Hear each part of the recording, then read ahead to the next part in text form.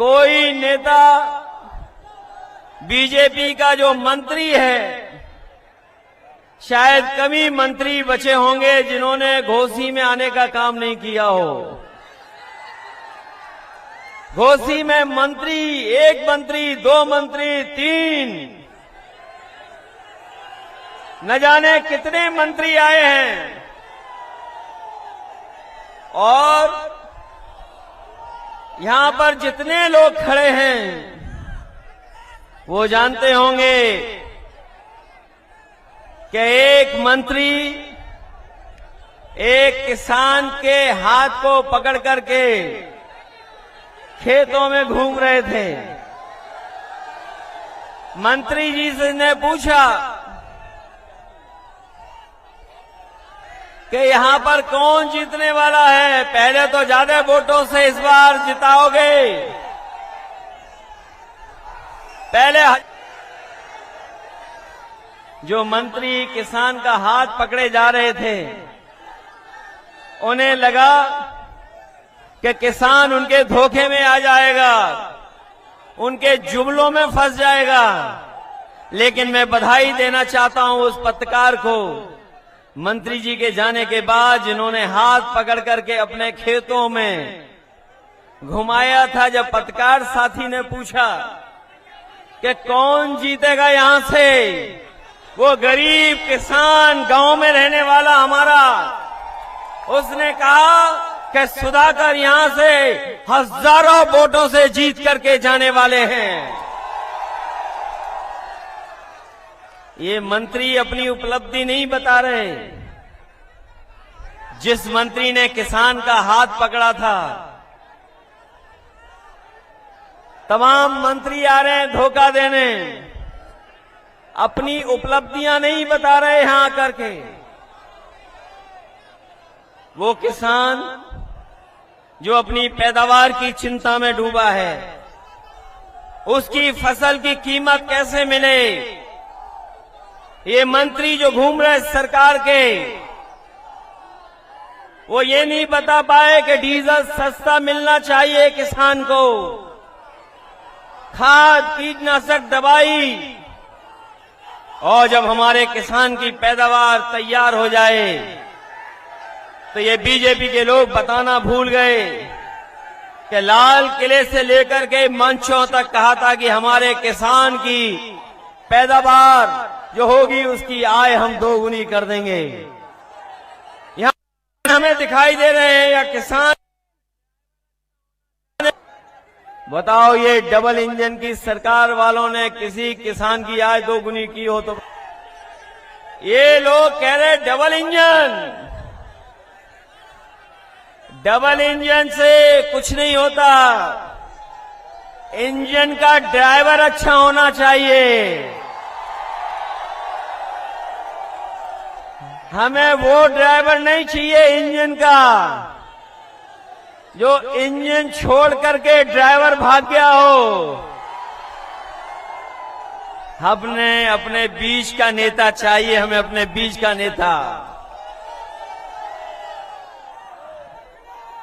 ये लोग जो दूर दूर से घोसी में चल करके आए हैं,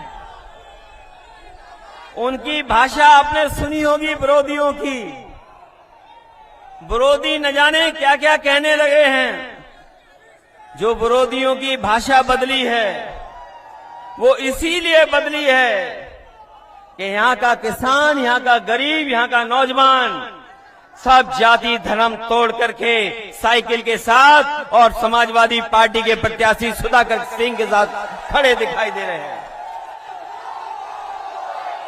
अब तो हिसाब किताब केवल हिसाब किताब इस बात का नहीं है। हिसाब किताब तो बीजेपी को दिल्ली की 10 साल की सरकार और उत्तर प्रदेश की 6 साल की सरकार का देना है। बताओ घोसी की जनता इन 16 सालों में क्या आपको कोई सुविधा दे पाई है? बीजेपी के नहीं दे पाई है। अगर बीजेपी के लोगों ने सुविधाएं दी होती तो आज इतनी मंत्रियों की फौज उन्हें नहीं उतारनी पड़ती यहां पर। इतने जो मंत्री आए हैं वो अपना काम नहीं बता रहे, वो कुछ और इंतजाम में लगे हुए हैं। अकेले में जाकर के कुछ और इंतजाम कर रहे हैं। बताओ, इंतजाम को जो इंतजाम कर रहे हैं, कहीं उसके धोखे में तो नहीं आ जाओगे आप लोग? चुनाव से पहले ये जनता में जब हार गए हैं तो प्रशासन को आगे कर देंगे। ये प्रशासन के लोग चुनाव लड़ना चाहते हैं, लेकिन हमें पता है घोसी की बहादुर जनता है, ये प्रशासन से तो नहीं घबरा जाएगी। अगर आपको मुकाबला भी करना पड़े तो अपने वोट के अधिकार के लिए मुकाबला करना, क्योंकि घोसी विधानसभा का संदेश केवल उत्तर प्रदेश के लिए नहीं है। घोसी विधानसभा के एक एक वोट का संदेश देश में जाने वाला है, क्योंकि देश में कहीं और चुनाव ऐसा नहीं होने जा रहा है। कम से कम ये संदेश घोसी की जनता दे कि जिन्होंने कोई काम नहीं किया है, कोई काम नहीं किया है, उनको सबक सिखाने का काम करेंगे अपने वोट दे करके। वैसे तो पलायन लोग करते अपने काम रोजगार के लिए, नौकरी के लिए, लेकिन ये तो पहले विधायक दिखाई दे रहे हैं जो अपने स्वार्थ में पलायन कर रहे हैं, अपने लाभ के लिए पलायन कर रहे हैं। क्या ये जनता को सुविधा देने के लिए पलायन कर रहे हैं कि अपने लिए पलायन कर रहे हैं? ये अपने लिए इसलिए कर रहे हैं क्योंकि ये अपना स्वार्थ देख रहे हैं। जो अपना स्वार्थ देख रहे हैं वो आपके जीवन में बदलाव नहीं ला सकते। अगर इन्होंने जीवन में बदलाव लाते आपके, तो कहीं न कहीं आपको सुविधाएं देते। ये सरकार ऐसी है जहां गरीब को इलाज नहीं मिल पा रहा है, दवाइयां नहीं, अस्पताल में चले जाओ तो डॉक्टर देखने वाले नहीं हैं। जो कुछ है गरीब को अपने हाल पे छोड़ दिया। जो एम्बुलेंस चली थी आपकी सरकार में, उस एम्बुलेंस को भी बर्बाद कर दिया। कम से कम इनकी जिम्मेदारी बनती थी कि अगर गरीब के गांव में पहुंचा के मदद करने के लिए अगर एम्बुलेंस थी तो कम से कम ज्यादा एम्बुलेंस चलाते, जिससे गरीब की मदद हो जाती। इलाज और तकलीफ और परेशानी में वो आपकी मदद करती, लेकिन उस व्यवस्था को भी बर्बाद कर दिया। ये जो बिजली भी आ रही है आपके बीच में, केवल चुनाव के लिए आ रही है। और जो बिजली आ भी रही है, जिनके यहां मीटर लग गए, बताओ कितने का बिल आ रहा है आपके यहां पर? बिल आ रहा हजारों का। और अगर बिल नहीं दे पा रहे हो तो नोटिस आ रहा है साथ साथ। नोटिस। और महंगाई कहां पहुंच गई है? जो कभी फ्री दिया था सिलेंडर, बताओ आज उस सिलेंडर की कीमत क्या है? कीमत कहां पहुंच गई? जो आप सामान बाजार से खरीद रहे हैं, बताओ हर सामान महंगा हो गया कि नहीं महंगा है?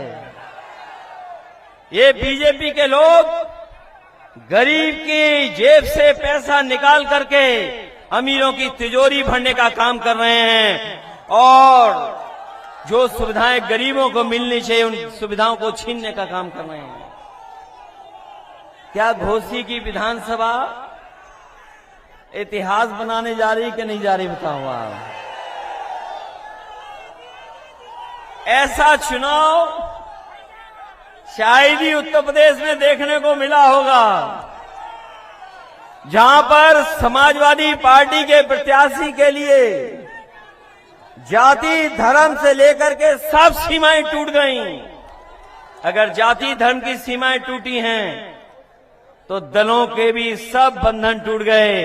जो दल कभी हमलों के खिलाफ थे, आज सब दल समर्थन कर रहे हैं समाजवादी पार्टी का। हम उन दलों को बधाई देते हैं कि जो समाजवादी पार्टी के साथ खड़े होकर के समाजवादियों का साथ दे रहे हैं। कि ये महत्वपूर्ण लड़ाई है, कोई छोटी बड़ी लड़ाई नहीं है। ये बड़ा फैसला होगा आपका, और ये ऐसा फैसला है जो देश की राजनीति में भी बदलाव लाएगा। जब से समाजवादी और देश के दल एक हो गए, जब से इंडिया गठबंधन बना है, लोग घबराए हुए हैं कि इंडिया गठबंधन कैसे बन गया। न केवल गठबंधन से घबराए हुए हैं, बल्कि जो सवाल उठाए जा रहे हैं कि जब तक जाति जनगणना नहीं होगी तब तक हम सबका साथ सबका विकास नहीं कर पाएंगे। ये जो लोग सबका साथ की बात कर रहे हैं, वो सबके बीच में गैर बराबरी नहीं खत्म करना चाहते, और जब तक गैर बराबरी नहीं